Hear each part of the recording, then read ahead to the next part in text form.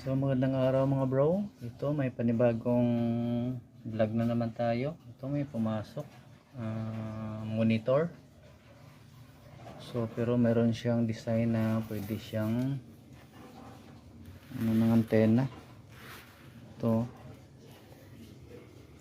Yan. Tapos parang sa rice cooker yung pinaka-plug in niya. So wala daw power to. So shout out nga pala sa mga nagsubaybay, palaging nagsubaybay sa aking channel at sa mga lahat ng mga katek. At lalong lalo na doon sa mga bago pa sa aking channel, huwag kalimutang mag-subscribe at i-hit ang notification bell para updated ka sa tuwing mayroon tayong videong i-upload. So buksan na lang natin to. So ito na mga bro, nabuksan na natin. So ito yung basta monitor, silyado talaga.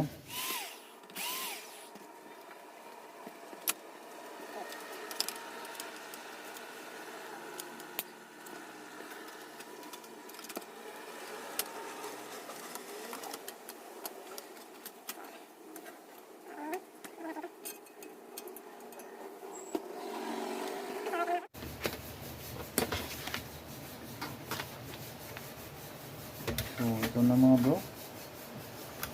So may napansin tayo rito, maraming mga yan ang mga capacitor bloated, 4 na piraso. So 5 piraso. Ang gagawin ko dito mga bro,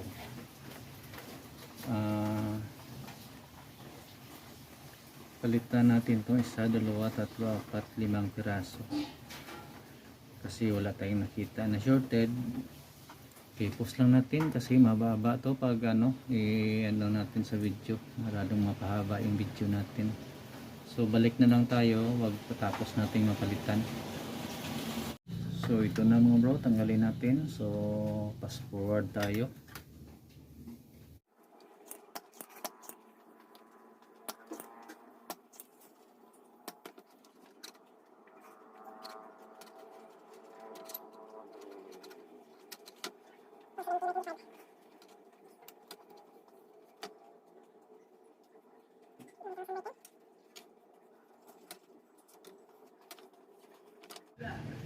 So ito na mga bro, natanggal na natin 5 piraso. So ito yung kabit natin. So pause na natin para hindi masyado mapahaba yung video. So tuloy tayo mga bro. Ito nakabit na natin 5 piraso. Ito 1, 2, 3, 4, 5. So yan na. Tapos ititest ko sana ito mga bro. Tapos kaso lang may nakita akong shorted pa. Yan mga bro, ang mapapansin natin, i-focus lang natin sa para makita yung tester. Yan. Ito mga bro, itong zener. Ito mga bro, na-check ko dito yung itong zener. Kung i-check natin yung zener, kita ba? Ito mga bro. So mapapansin natin sa tester is forward at saka reverse, ano siya, shorted, yan o. So nakikita nyo mga bro, yan o. So reverse,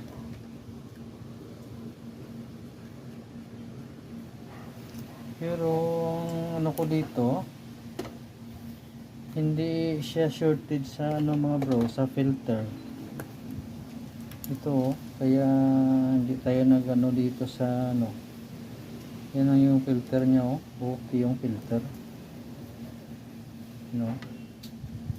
So reverse forward okay. So hindi na detect ng filter ang pinaka regulator. So iba ang design ng circuit nito. So ang gagawin natin mga bro, subukan natin i-unload tong pinaka-regulator. Ito i-unload lang natin mga bro para alam natin kung kasi hindi naman detect sa ano filter. Yan o, ito yung main filter. So clear dito. Yan. Pero pag dito sa Zener, ito Zener diode, shorted mga bro. Yan o. So reverse. Yan o. So posible hindi yan mag-out, pero ibang circuit, hindi na-detect sa filter. So tanggalin natin tong regulator.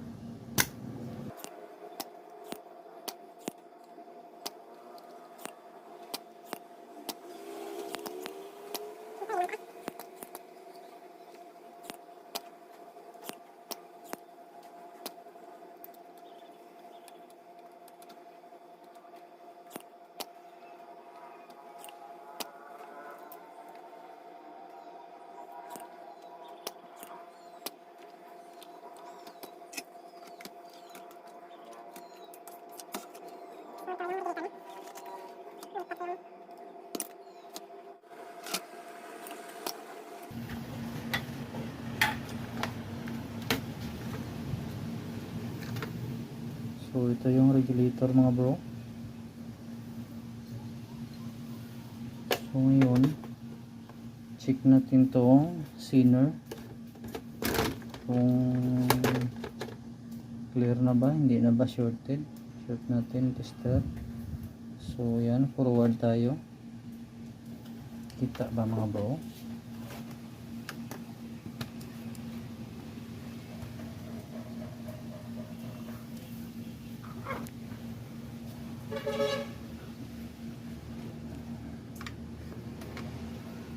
Yan, forward,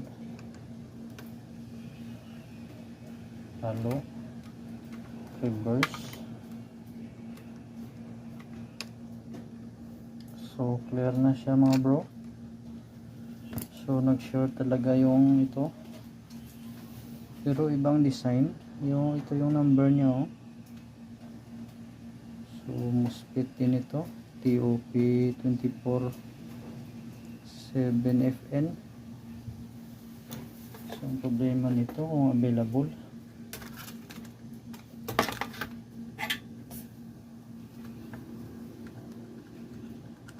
Ibang design nito, circuit, hindi na detect sa main filter.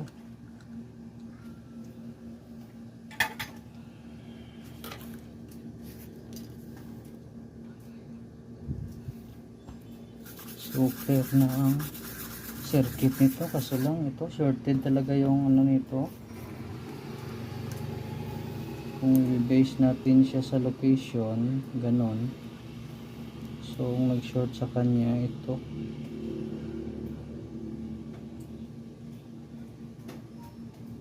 Itong top to talaga short ito. Yan o. Reverse. Yan, shorted mga bro. So hirap tayo pa, wala tayong pamalit nito. So subukan na lang natin to mga bro, kung kakayanin. I-analyze natin yung circuit, convert natin sa forwards. So based sa ating pag-analyze mga bro, so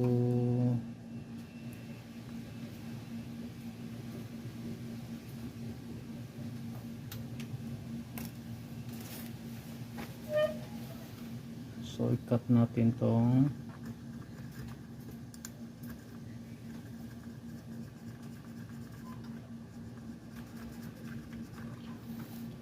yung pinaka ground, tapos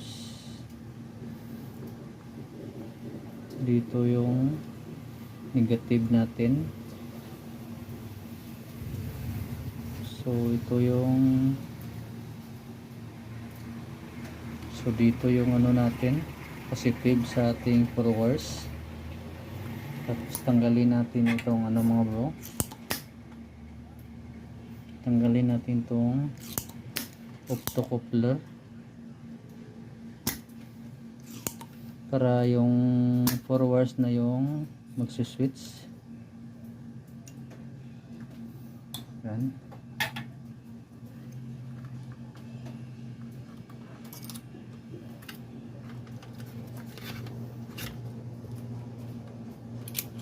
So yan, kundim na natin. Dito yung negative, dito yung positive. So kuha lang tayo ng 4 wires. So ito mga bro,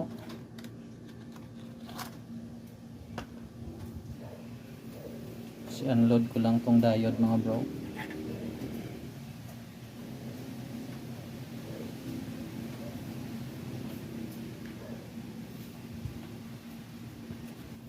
Kabitan lang natin ng wire mga bro. Solda lang natin.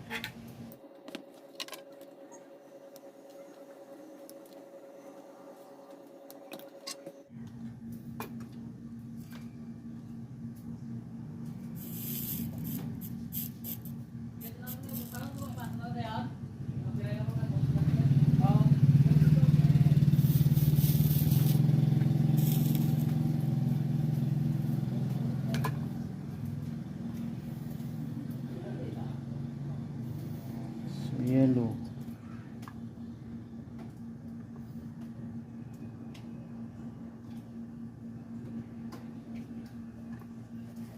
so ganito mga bro, ang ginagamit ko rito is ito na yung ano niya, pinaka octo nya ito.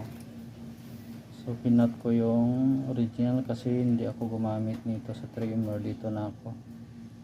Yan. Tapos itong block kabit natin sa temporary lang muna mga bro, sa negative.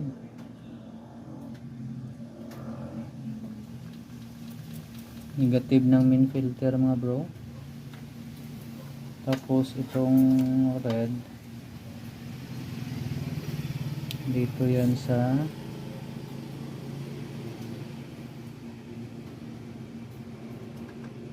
drain ng regulator. So dito diode, so dito yan, dito tayo mga bro. Ito na. So temporary lang muna natin. Tapos itong yellow, ito yung number 1. So ikakabit din natin ito sa saan banda yung number 1 dito.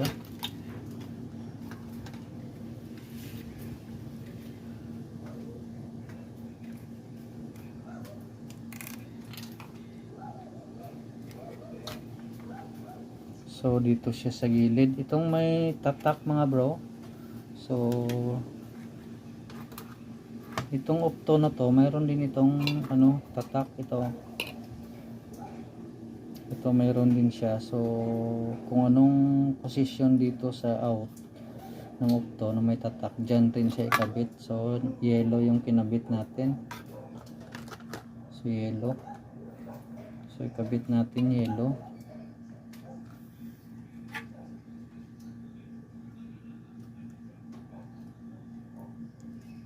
Yan. Tapos ito dito sa pin number 4 ito.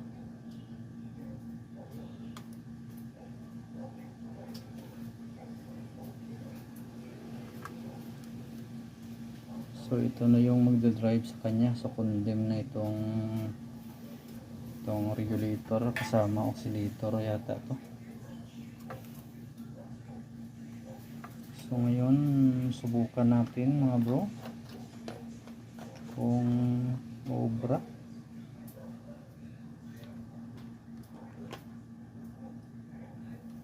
So check tayo sa main filter, negative, red sa in. Ito yung number 1, number 4. So check natin kung hindi ba shorted. Okay, main filter So okay din. Silipin natin kung saan tayo tututok ng out.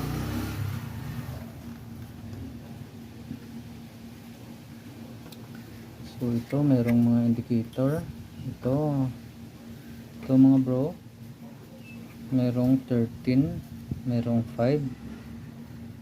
So dito tayo magtutok. Una 13 ground 5, 13 ground 5. So ganyan lang. So gamit tayo ng digital.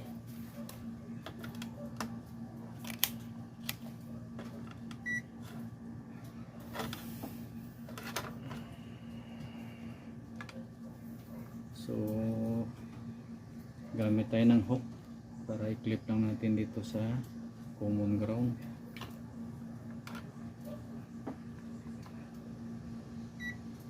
Yan. So testing natin mga bro. Clear na ba tayo? So check tayo kung may masukat tayong output. Sana ba yun? Ito tayo sa 13.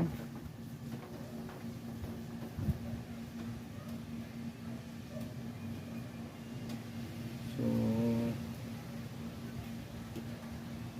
yan, sindot lang muna mga bro. Yan, may nag plus na out mga bro. So plug in.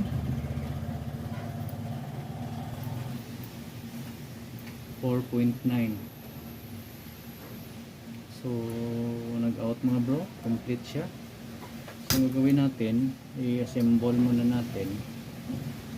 Tapos saka tayo mag-final at saka natin i-testing.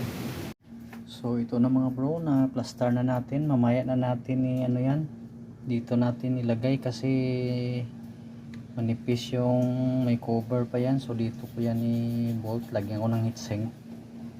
Tapos ito yung cover niya So testing natin mga bro, tingnan natin kung may display or may power.